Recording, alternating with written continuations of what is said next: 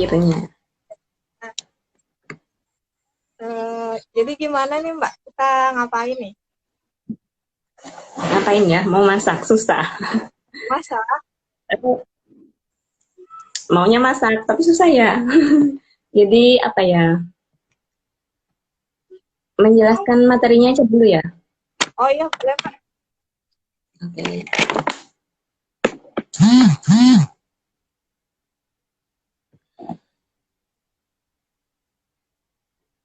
Bismillahirrahmanirrahim. Assalamualaikum warahmatullahi wabarakatuh. Alhamdulillah.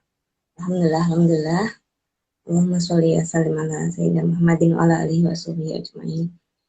Amma ba'du, rabbi shrah li sadri wa yassir li amri wahlul 'uqdatam min lisani yafqahu qawli. Allahumma sholli wa sallim ala Muhammadin wa ala alihi wa sahbihi ajma'in. Senang sekali ya hari ini bisa ketemu meskipun lewat dunia maya. Alhamdulillah. Menyenangkan sekali. Jelas ya? Ya Mbak, jelas kok. Oke. Kemarin diminta untuk menyampaikan materi tentang puasa kaitannya dengan makanan gitu ya. Spesialisasi makanan bisa dibilang begitu karena memang qadarullah Mbak Zuzi memang berkecimpungnya di bidang jasa boga gitu. Jadi ngajarnya sampai sekarang di boga. Dulu waktu di Samarinda juga ngajar boga di Melati, SMK Kampus Melati. Kampus Melati dekat dari Mbak. Iya. Iya, jadi dulu ngajar di situ 2000 sampai 2014 awal baru pindah ke Brasel. Jadi ini ya. Kenapa itu slide-nya makasih judul Ramadan untuk jiwa dan raga yang lebih baik gitu kan jelas ya.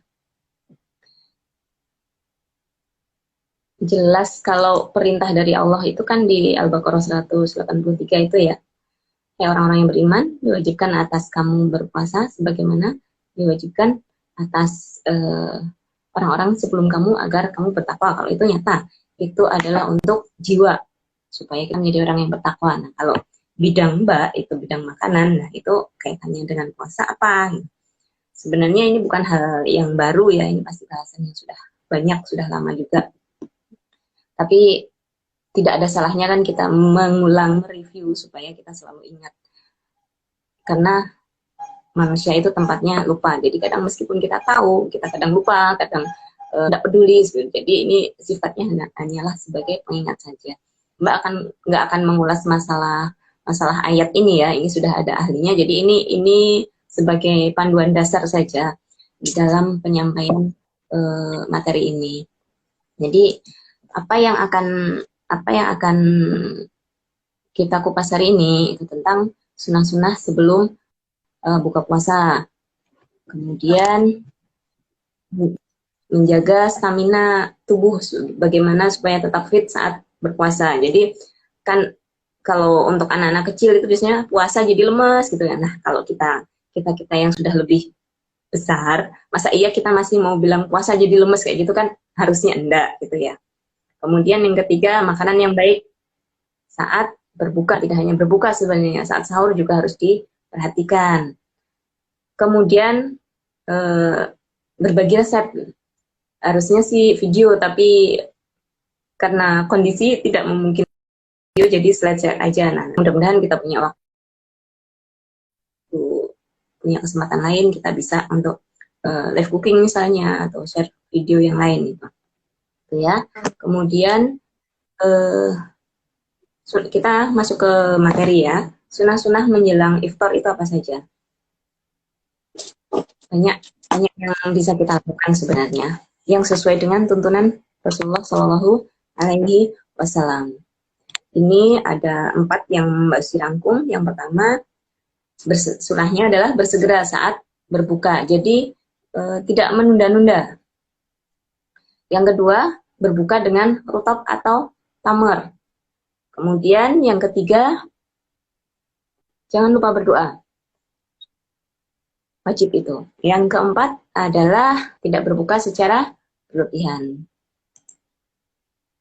Bersegera saat berbuka, ada beberapa hadis yang menyampaikan keutamaan bersegera saat berbuka itu ya. Ini Mbak ambilkan contohnya, ada hadis riwayat Bukhari Muslim, manusia akan senantiasa berada dalam kebaikan selama mereka menyegerakan berbuka. Kemudian satu lagi, ada hadis qudsi, Allah Azza wa Jalla berfirman, hamba yang paling aku cintai adalah yang paling cepat berbuka. Jadi itu dua di antara banyak hadis yang mengutamakan bersegera saat berbuka ya. Jelas di situ bahwa kalau kita berpuasa, kita secepat mungkin untuk berbuka, bukan berarti kemudian buru-buru ya, namanya bersegera itu bukan buru-buru, tapi ketika kita sudah mendengar azan, tanda waktu maghrib tiba, kita segera untuk membatalkan puasa kita. Membatalkan puasa dengan apa? Kalau kondisinya kita di rumah siap berbuka gitu, nyata sudah disiapkan. Tapi kalau misalnya kondisinya kita lagi di jalan, bagaimana caranya? Memungkinkan tidak untuk kita segera menepi dari jalan untuk mencari yang bisa untuk membatalkan.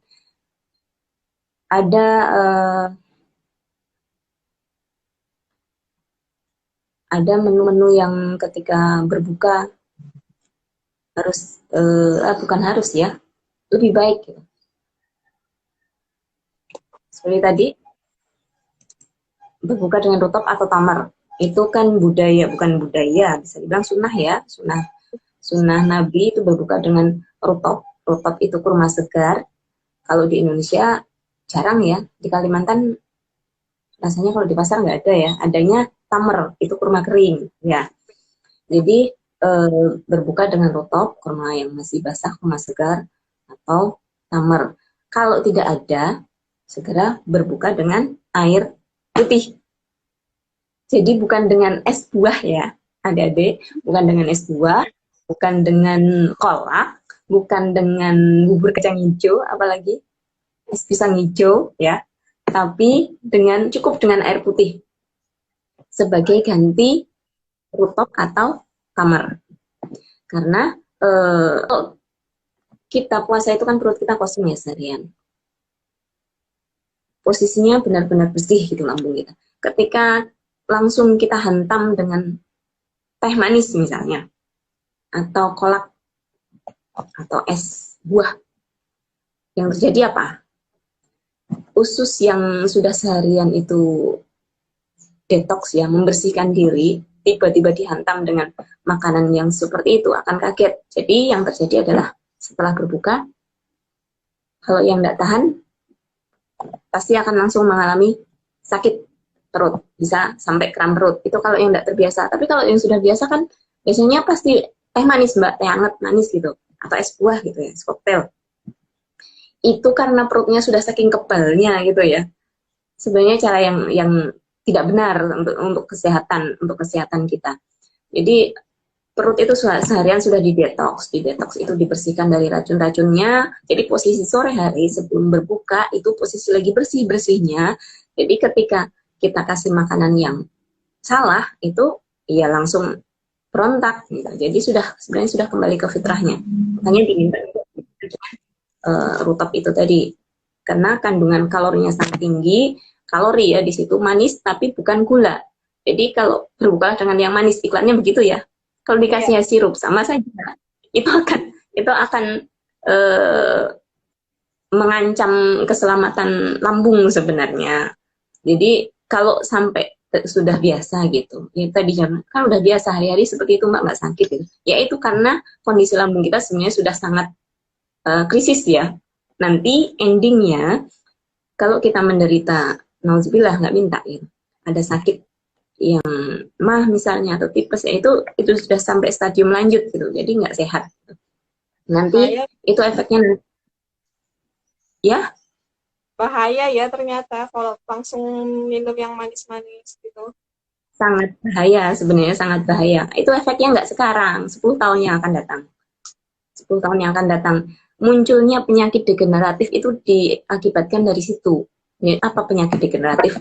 Penyakit jantung, ginjal, hati yang penyakitnya keren-keren itu sebenarnya semuanya berawal dari pola makan yang tidak benar gitu ya.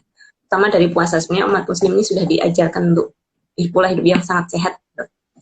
Berbukanya dengan rutop atau tamer atau air putih, jangan teh manis, jangan es buah gitu. Kalau Indonesia cari rutop susah ya, bisa dengan buah lokal, buah yang segar ya, asal jangan durian ya. Jangan berbuka dengan durian. Berbuka dengan pisang bisa untuk mengembalikan energi supaya cepat. Pisang atau pepaya, buah-buah lokal saja. Itu sebenarnya sangat bagus, sangat mudah dicerna oleh tubuh. Kemudian cukup berbuka itu dengan seperti itu untuk mengembalikan energi yang seharian itu tadi. Kemudian berbukanya dengan itu ya, yang ringan-ringan dulu. Jangan langsung berbuka dengan makanan yang berat. Yang berbuka dengan rutop atau tamar itu tadi kan ada juga hadisnya.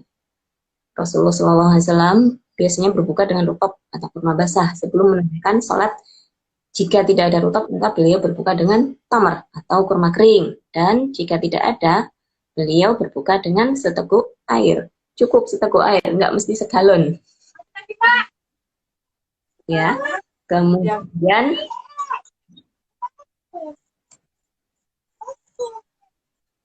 yang berikutnya, sunahnya berbuka adalah jangan lupa berdoa. Doa yang banyak kita tahu apa kalau di sekitaran kita. Allahumma lakas itu Mbak. Allahumma tuh ya. Ya. Itu ada juga dasar hadisnya, tapi kurang begitu sahih ya. Ada lagi yang lebih sahih. Tidak apa-apa juga sebenarnya mengamalkan dengan tidak selalu dengan hadis sahih ya. Ini ada yang Mbak sampaikan di sini adalah yang berdasarkan hadis Ibnu Majah. Allahumma inni as'aluka birahmatika allati fasi'at kulla syai'in an taghfirli. Ya Allah, aku mohon ampun kepadamu dengan rahmatmu yang meliputi segala sesuatu. Atau yang lebih familiar lagi dari Abu Dawud hadisnya, dhahabat dhama'u wa talatil uruqu wa sabatal ajru insyaallah. Telah hilang rasa haus dan menjadi basah semua urat dan pahala telah ditetapkan insyaallah. Itu doa yang lebih pendek dari Allahumma lakasum tuh tadi ya.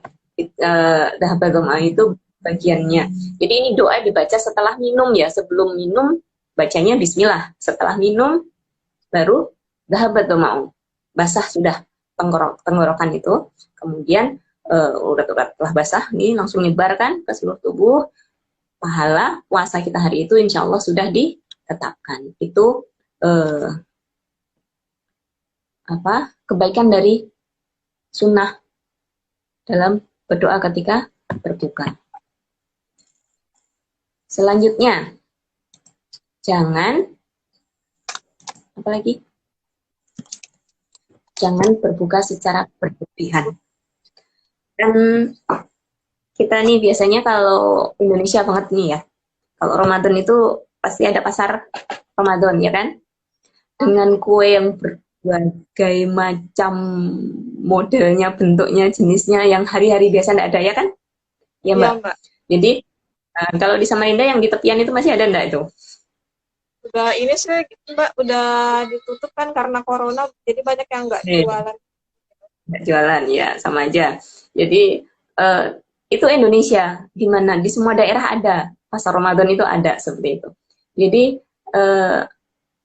itulah Indonesia begitu ya. Padahal puasa itu sebenarnya mengajarkan kita kesederhanaan ya kan. Dari yang biasanya kita makan 3 kali sehari, makanannya macam-macam, kita bebas mau makan apa saja, waktu makan juga nggak ditentukan. Kemudian kita dipaksa puasa nih, makan pagi sebelum subuh dan berbuka saat maghrib. Itu kan artinya diatur, tiba-tiba ada makanan yang segala macam bentuknya ada gitu ya.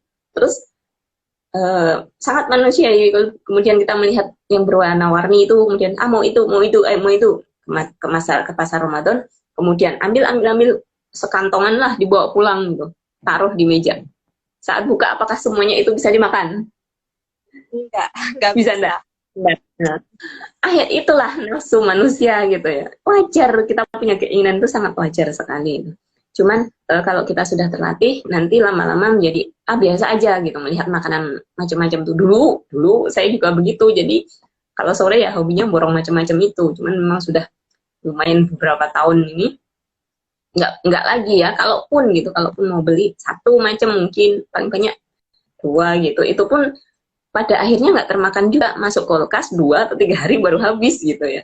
Itu karena ya itu tadi kita sudah akhirnya menikmati puasa kita yang sebenarnya gitu. Kita berbuka cukup dengan kurma, air putih, selesai.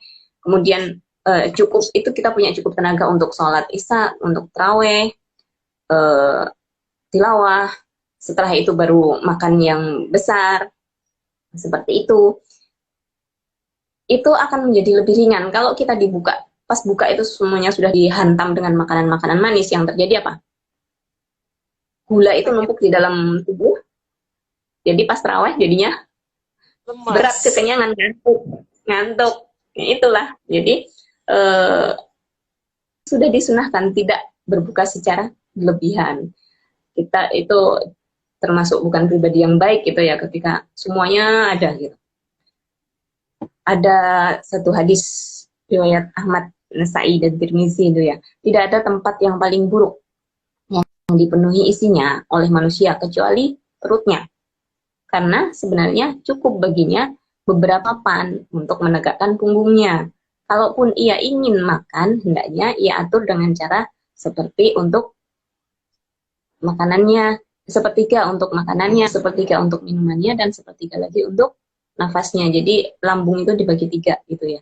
Jadi tidak full 100% diisi oleh makanan, tapi ada makanan, minuman, dan kosong itu untuk kesempatan bernafas. Kalau kita sampai begah kemudian pas terawih jadi berat banget, nah itu artinya kita sudah terlalu penuh mengisi lambung, gitu ya. Kemudian dikaitkan dengan kondisi sekarang, gitu.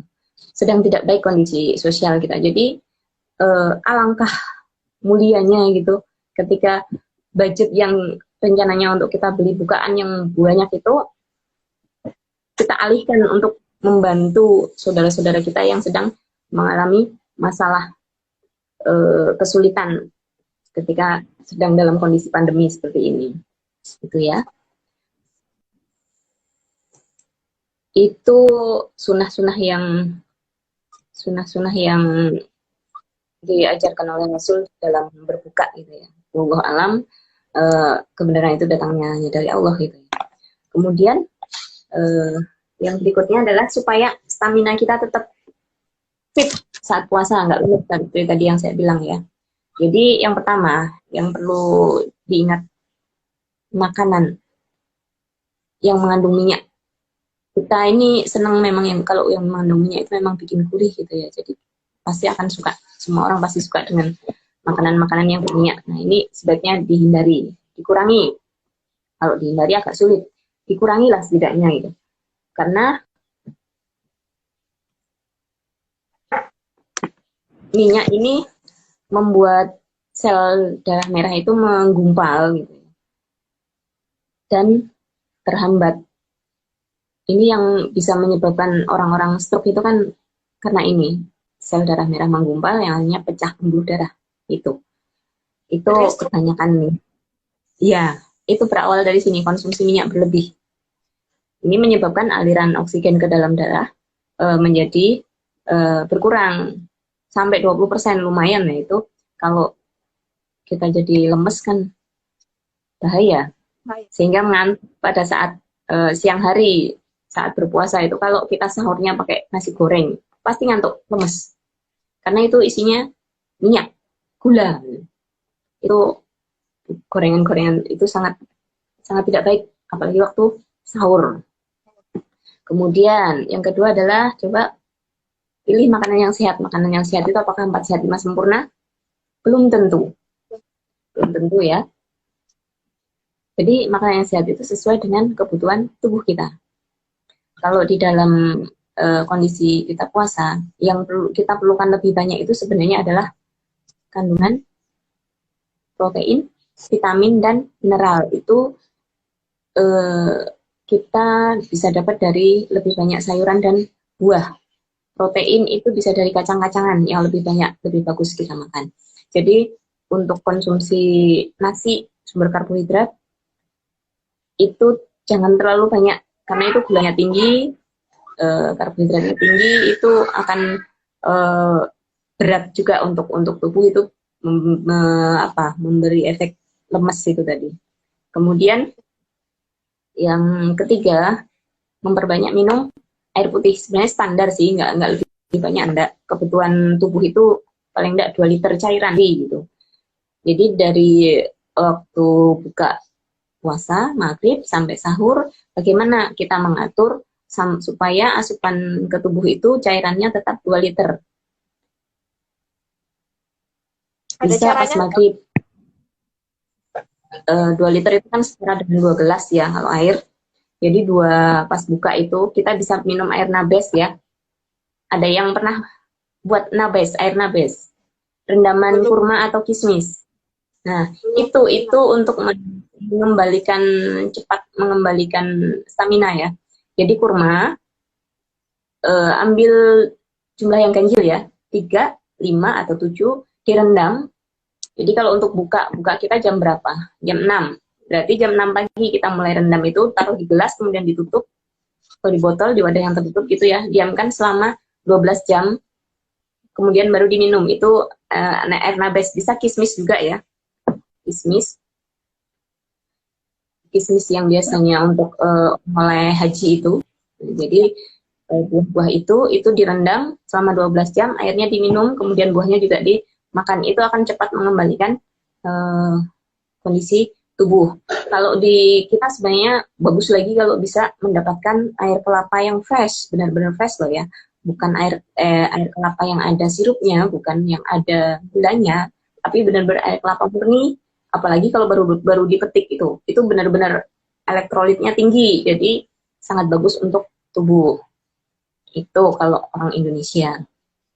Itu tadi air nabes bisa, itu untuk puasa. Jadi kalau untuk berbuka direndam dari jam 6 pagi, kalau untuk sahur berarti direndam dari jam 4 sore, nanti sahur diminum. Kemudian pas sahur itu terakhir usahakan minum air putih hangat.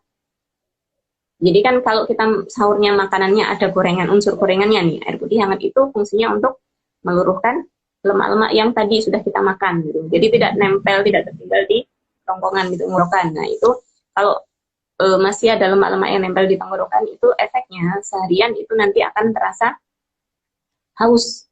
Jadi kalau kita sudah bersihkan dengan air hangat, air putih hangat, tawar, jadi itu nanti akan bersih tenggorokan, jadi nggak akan berasa haus. Bisa dibuktikan, dicoba. Jangan minum teh manis hangat terakhir gitu. Haus nanti pasti seharian. Air putih hangat aja. 8 gelas itu pas buka, sebelum maghrib 1 gelas, setelah maghrib 1 gelas, sebelum sholat isya 1 gelas, setelah sholat isya 1 gelas, habis itu tarawih 1 gelas, sesudah 2 gelas, subuh, sebelum sahur 1 gelas, sesudah sahur 1 gelas, 8 gelas pas kan. Nah itu bisa diatur seperti itu. Ya, kurang lebih seperti itu. Kemudian yang berikutnya, supaya stamina tetap fit adalah jangan langsung makan makanan yang berat tadi. Jadi jangan langsung makan nasi, kolak. Wah, itu berat itu lambungnya langsung ngamuk gitu kalau dikasih makanan seperti itu. Langsung batagor, nasi goreng, baik, mantap, enak memang di mulut, tapi di perut nggak enak. Kasihan perutnya. Nih, kasihan lambungnya. Makanya disunahkan tadi kurma, air putih, buah segar itu supaya lambungnya bersiap dulu untuk menerima makanan yang lain. Makanya kalau sudah makan yang itu tadi, kurma, buah segar, itu pasti sudah merasa cukup gitu. Perut kita itu karena memang alaminya seperti itu, sudah merasa cukup, kenyang cukup gitu. Tidak terlalu berminat untuk makan yang lain-lain lagi. Tapi kalau sudah didahului dengan gorengan dan lain-lain, nah itu akan menjadi pemicu untuk mau yang lain lagi, itu. Coba dicoba dulu, sekali aja, akan rasa bedanya. Kemudian yang berikutnya, ya, Siap, Mbak. Oke. Jangan lewatkan makan sahur. Kenapa? Ada keberkahan di dalam sahur. Meskipun hanya seteguk air, gitu ya. Jadi kalau kesiangan, masih belum subuh gitu, nggak sempat lagi makan, langsung ambil air putih, minum air. Itu kita sudah dapat keberkahan waktu sahur, dapat pahala. Itu ya. Jadi kadang ada yang, aduh males makan, males bangun, pagi-pagi nggak enak, bangun tidur makan nih, gitu. Coba pikirkan itu. Jadi kita perlu tenaga untuk seharian. Nah, yang perlu diperbaiki dari pola makan saat sahur kita itu, biasanya kan kita makan nasinya sepiring gitu ya. Kemudian sayur, tahu, jadi setumpuk gunung gitu kan ya. Mikirnya ini harus bekal untuk seharian, harus kuat gitu. Nah, ini perlu diperbaiki. Nasi setumpuk itu artinya kita numpuk gula. Sementara tadi kalau kita makan gula banyak, jadinya kita lapar malahan. Yang bagus itu kita perlu rubah. Sepertiga itu porsi sayur dan buah, sepertiga porsi biji-bijian, jadi ada kacang-kacangan itu bisa. Kacang hijau, kacang tanah, kacang apalah yang ada gitu. Kemudian sepertiga lagi porsi protein.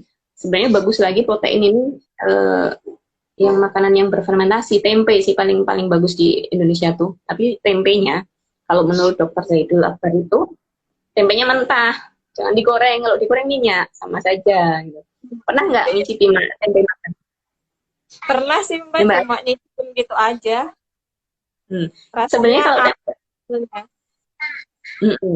kalau yang tempe baru jadi itu enak kan, gurih sebenarnya mentah tuh. Nah itu yang paling bagus sebenarnya. Jadi proteinnya terserap sempurna ke tubuh. Itu begitu. Cuman kan kalau kita ndak enak ya kayak gitu, ya masih dimaklumi lah kalau kita nih untuk tempe mesti harus digoreng kayak gitu. Tempe goreng ya oke lah gitu. Cuman itu tadi terakhirnya upayakan diikuti dengan air putih hangat supaya minyaknya tergelontor, tidak nempel di kerongkongan itu. Jadi nasinya di mana ini gitu? Ada enggak nasinya? Kalau kita enggak makan nasi apa enggak lapar gitu. Itu tadi coba perhatikan orang-orang yang diet itu ya, makanannya kayak apa, tanya apakah mereka lapar? Enggak, ternyata enggak. Jadi pola pikir sebenarnya yang bikin lapar itu, yang bikin lapar itu nafsu, bukan perut. Lambung itu cukup aja gitu. Cuman yang di sini kita nih ya, mau itu gitu. Itulah karena kita manusia, wajar gitu. Cuman kita harus membatasi diri lah, jangan sampai berlebihan untuk konsumsi makanan-makanan sampah, bisa dibilang seperti itu kalau dokter Zaidul bilang. Referensi untuk makanan-makanan begini lebih banyak pakai dokter Zaidul Akbar ya, yang juru sehat Rasulullah itu. Kemudian yang menjaga stamina terakhir itu jangan tidur setelah makan sahur. Ini alamiah ya. Ngantuk, kalau habis makan ngantuk gitu. Tapi upayakan untuk bertahan, jangan tidur dulu karena tubuh akan lemes. Kenapa? Karena setelah makan, tubuh kita itu perlu melakukan metabolisme itu ya, memproses makanan yang kita makan itu ya, supaya terserap dulu ke dalam tubuh, baru habis itu kita bisa istirahat. Tapi kalau posisi kita istirahat, artinya makanan yang kita makan tadi waktu sahur itu belum diserap tubuh, akhirnya menjadi sampah duluan, belum jadi nutrisi. Itu yang bikin lemes. Itu kuncinya di situ. Ya, itu ada berapa?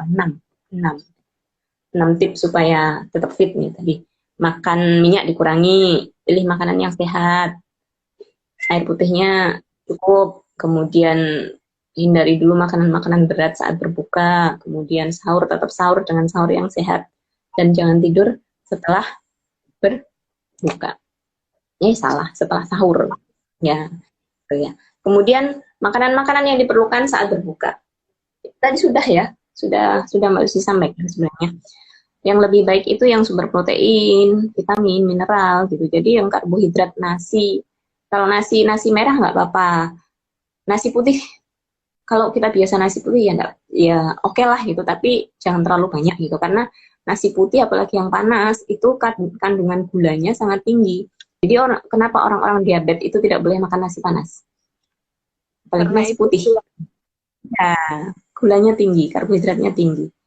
Jadi kita tidak minum manis-manis pun kalau kita makannya nasi putih kondisinya panas itu kandungan gulanya sangat tinggi. Jadi lebih banyak, kita merubahnya lebih banyak proporsinya untuk yang sumber protein tadi ya, dari bisa dari ikan, daging, ayam, kemudian kacang-kacangan tadi, vitamin mineral itu sayur buah, jadi memang lebih banyak ke situ. Jadi puasa itu sebenarnya mengajarkan kita untuk hidup hemat dan sehat gitu ya. Kan nggak perlu macam-macam, kita sebenarnya makan buah sayur aja cukup loh, sehat aja itu, dan kuat gitu. Cuman ya itu tadi, di sininya kita tuh harus bikin rendang, bikin macam-macam itu karena puasa itulah. Itu budaya kita masih.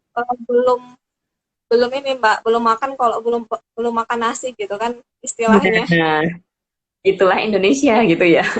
Ya. Jadi yang merasa itu kan sebenarnya bukan perutnya ya, perut lapar enggak, sebenarnya yang lapar itu kan mulutnya kan. Iya, enggak. Iya, itu. Sebenarnya perutnya sudah merasa cukup aja gitu.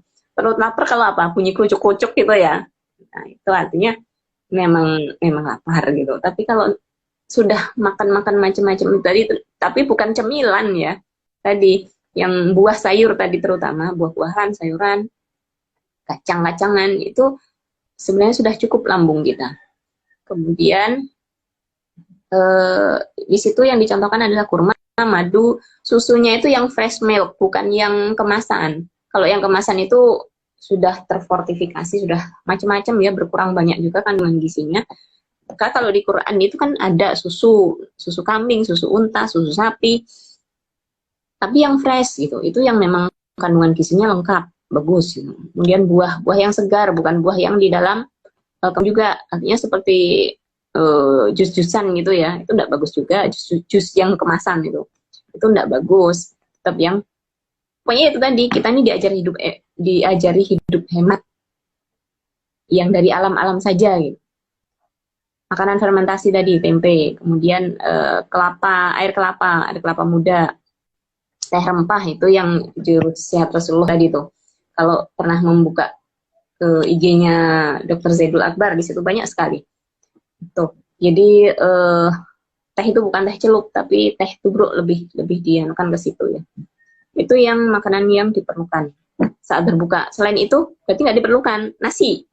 Enggak. Sedikit aja perlunya tuh. Enggak. Sebenarnya enggak. Karena itu tadi gula yang kita tumpuk kalau nasi putih tuh. Itu teorinya seperti itu. Cuman kalau kita orang Indonesia tetap makan nasi, it's okay, enggak apa-apa gitu. Cuman kita batasi ya gitu. Jangan terlalu banyak gitu.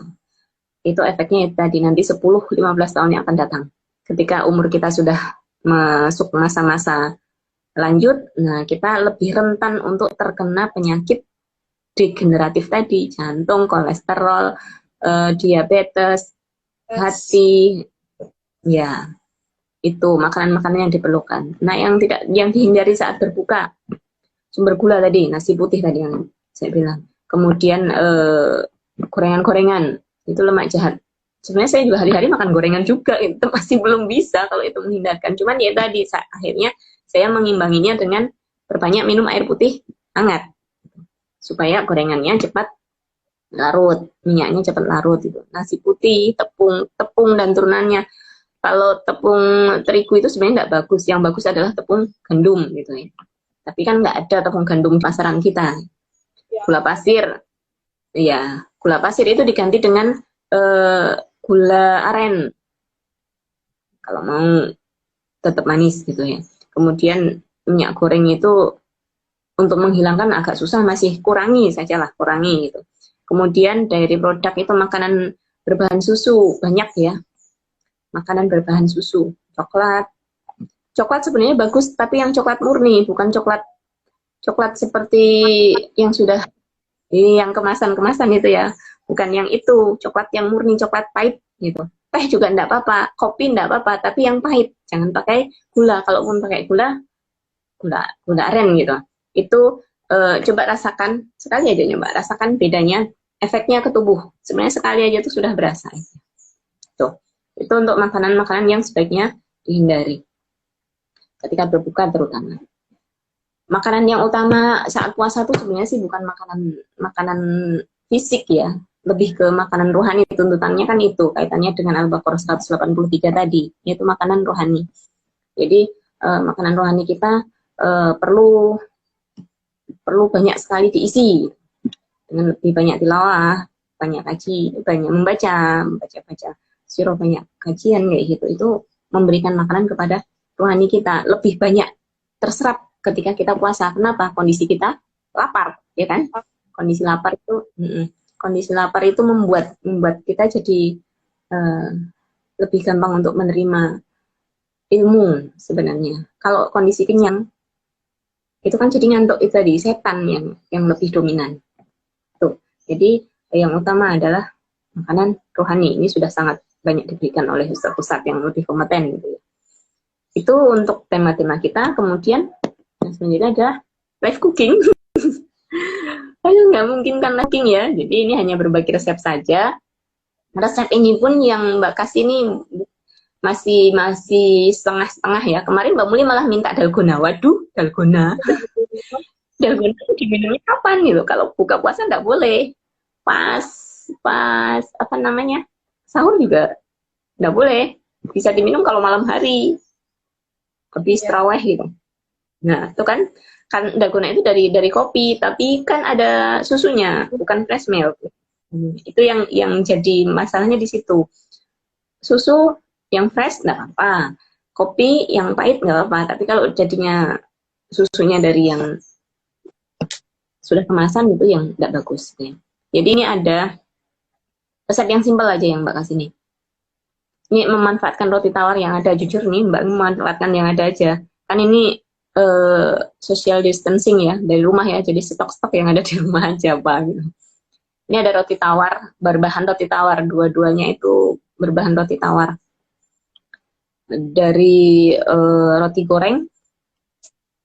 Jadi nanti seperti bentuk apa ya, kalau orang bilang orang Banjar itu untuk gitu ya, roti goreng isi itu kan untuk ya. Itu bisa untuk resepnya nanti bisa dibaca aja lah ya, gampang kok itu.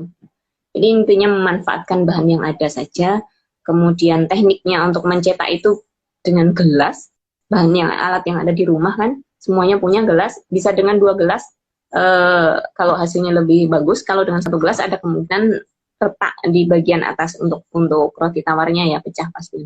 Isinya ini bebas, di situ kasihkan isi gurih dengan saus gitu. Kalau mau isi manis bisa diisi dengan macam-macam, bebas lah, terserah mau diisi apa. Ini hanya salah satu referensi saja. Kemudian ditelungkupkan gitu 2 roti, ada isinya, kemudian dipanir. Setelah itu baru digoreng. Jadilah seperti roti goreng untuk ya. Kalau orang Samarinda, orang Banjar bilang tuh, itu padahal itu dari roti tawar. Kemudian untuk yang satunya adalah puding. Puding itu kan tadi ada bagian roti tawar yang pinggir-pinggir yang tidak terpakai tuh. Nah, itu dimanfaatkan untuk membuat puding. Puding pakai ini susu kemasan nih, yang sebenarnya nggak terlalu bagus sih. Dengan saus kurma, ini gampang aja, semua bahan untuk puding di blender gitu aja, terus direbus, selesai, dicetak. Biar jadi marble, selang-seling dikasih warna. Coklat, hijau, bebas lah ini, nggak mesti itu juga. Nuangnya diselang-seling, jadilah bentuknya seperti marble. Begitu ya. Kemudian sausnya dari kurma. Kurma ambil jumlahnya bebas juga. Usahakan ganjil. Kenapa ganjil? Kalau kurma ganjil itu memberikan kalori ya. Yang masuk ke tubuh kita itu kalori, tapi kalau genap itu menjadi gula. Itu pernah dapat referensi itu, Mbak. Jadi kenapa Nabi itu mencontohkan untuk jumlahnya ganjil? Karena ternyata seperti itu. Kalau dalam jumlah genap itu diserapnya dalam bentuk gula, bukan dalam bentuk kalori, bukan energi gitu ya. Jadi 1, 3, 5, 7 pokoknya ganjil gitu. Itu sama air di blender, kemudian direbus tanpa gula karena kurmanya sudah manis ya. Pudingnya tadi juga nggak terlalu manis gitu. Jadi eh, dimakan sama itu. Selesai. Selamat berbuka. Jazakumullahu khairan. Sedikit. Mudah-mudahan bermanfaat ya. Ya, Mbak. Next ketemu lagi insya Allah. Tanya jawab di WA? Apa di sini? Di WA aja. Atau Oke. kayaknya Di sini juga bisa. Atau di WhatsApp aja ya. Jadi biar lebih ini sih, lebih efisien juga kalau di WhatsApp. Kalau di sini kan agak lambat mungkin teman-teman yang nonton dengarnya gitu. Oke, bisa. Jadi kita kembali ke Baik, WhatsApp terima kasih. Ya, Mbak. Ya, terima kasih. Bermanfaat ya. Kita lanjut ke WA. Kita kembali ke WA ya, teman-teman.